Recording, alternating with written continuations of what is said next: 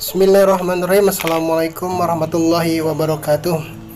Hamdan wa syukran lillah, la haula wala quwata illa billah. Sahabat sejati yang Allah muliakan, semoga pagi ini senantiasa dalam keadaan sehat, dalam keadaan iman dan Islam. Amin amin ya rabbal alamin. Salawat serta salam semoga terlimpah curahkan kepada junjungan kita Nabi besar Muhammad SAW beserta keluarga, pada sahabat, dan insya Allah kepada kita umatnya yang tetap istiqomah menjalani risalah dan sunnah-sunnahnya. Pagi ini saya teringat dengan ujangan dari Pangresa Guru dalam suatu kesempatan.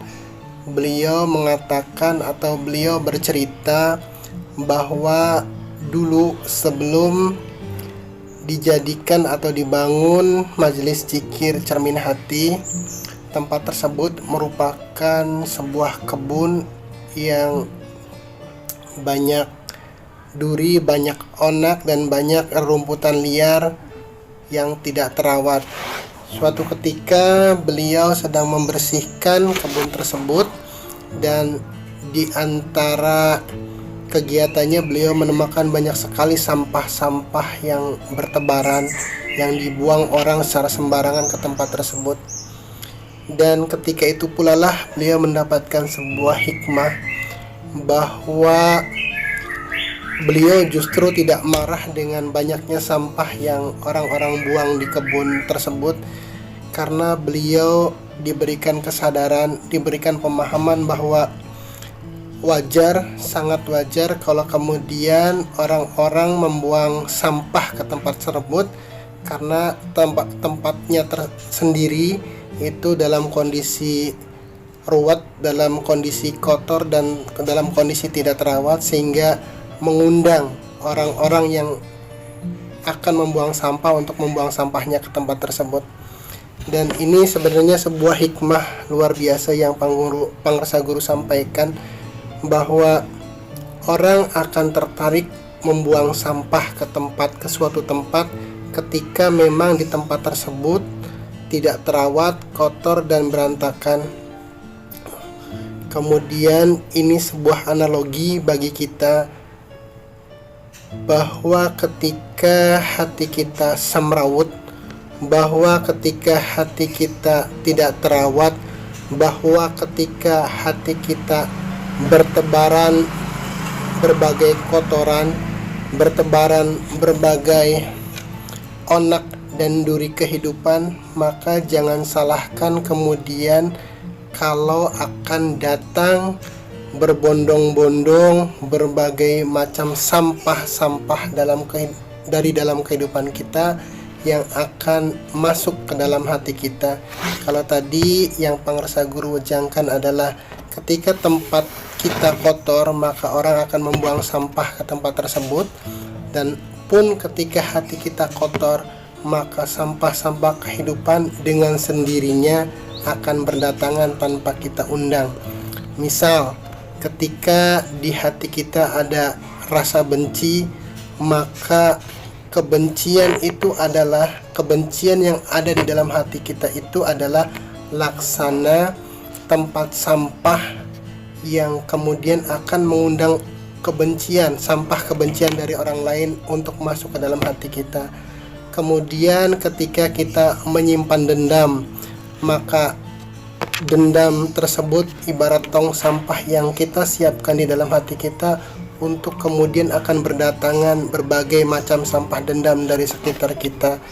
Kemudian ketika kita di dalam hati kita ada sampah-sampah kekecewaan, sampah-sampah kemarahan, sampah-sampah putus asa, sampah-sampah negatif yang keranjang-keranjangnya kita siapkan di dalam hati kita, maka dengan sendirinya, dan ini otomatis law of attraction, akan mengundang berbagai sampah-sampah dari luar diri kita untuk kemudian masuk dan dibuang ke dalam hati kita, sehingga kemudian akumulasinya adalah hati kita akan menjadi TPA, tempat pembuangan sampah akhir. Maka ketika hati kita sudah dipenuhi oleh berbagai sampah kehidupan yang pada awalnya secara tidak sadar atau kita sadari kitalah yang membuat wadah, menyiapkan tempat sampah-sampah kehidupan itu di hati kita, untuk kemudian berdatangan dari berbagai orang maupun lingkungan di sekitar kita untuk membuang sampah-sampah kehidupan di dalam hati kita. Dan akumulasinya, ketika sampah-sampah kehidupan itu sudah memenuhi hati kita, maka yang akan timbul, yang akan muncul, yang akan terjadi di dalam diri kita adalah secara aroma, secara hati kita akan menimbulkan aroma bau yang tidak sedap, sebagaimana pembuangan sampah selalu menimbulkan bau yang menyengat, yang orang jangankan untuk mendekat, lewat saja enggan. Seperti itulah ketika hati kita dipenuhi dengan sampah-sampah kehidupan, aura yang akan keluar dalam diri kita lewat ucapan kita, lewat tindakan kita merupakan aroma yang tidak sedap dan menyengat, sehingga orang lain, jangan salahkan orang lain yang kemudian enggan berdekatan dengan kita, karena aroma dan aura yang kita keluarkan dari hati kita itu tidak nyaman. Kemudian ketika akumulasi sampah itu sudah sedemikian banyak di hati kita, maka lalat-lalat yang membawa penyakit akan berdatangan. Jadi ketika hati kita sudah dipenuhi sampah-sampah kehidupan, yang timbul adalah belatung, yang timbul adalah lalat hijau, yang timbul adalah bau busuk yang sangat menyengat, yang akan menjadikan penyakit. Dan yang orang pertama yang akan terjangkit oleh penyakit itu adalah diri kita, hati kita, untuk kemudian akan tersebar, akan menyebar lewat tindakan kita, lewat ucapan kita, lewat aura yang kita pancarkan. Itu pasti tidak bisa dibohongi. Orang yang di dalam hatinya ada penyakit akan menebarkan penyakit. Kata-katanya akan menyakitkan, pandangannya akan menyakitkan, tingkah lakunya akan tidak mengenakan, akan selalu begitu.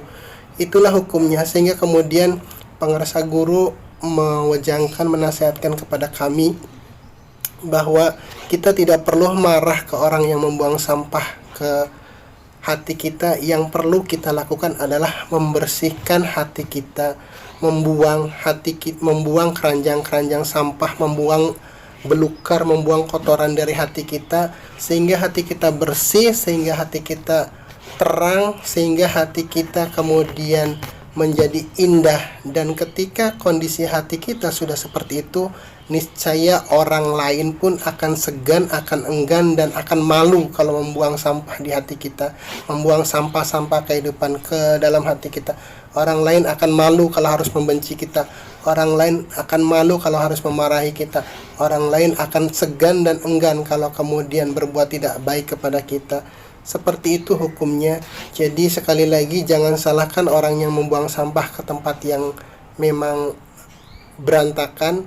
Seperti juga jangan salahkan orang yang menebar kebencian, menebar kemarahan, menebar kekecewaan, menebar berbagai hal negatif kepada kita, ketika memang di hati kitanya sendiri kotor, ketika di hati kitanya sendiri penuh belukar dan sampah kehidupan yang memenuhinya.